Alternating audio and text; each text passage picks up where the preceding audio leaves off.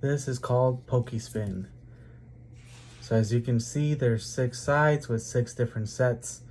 So pretty simple. Whatever it lands on is what we open. We'll do 8 spins. Y'all ready? Let's go.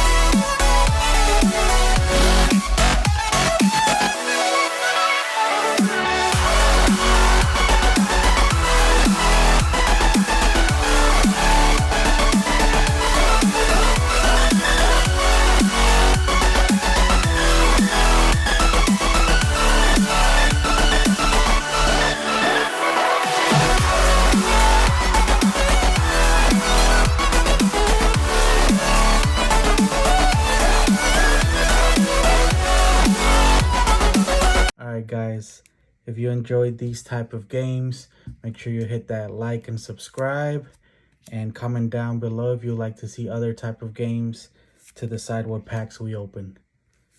Appreciate y'all tuning in. Y'all have a good day.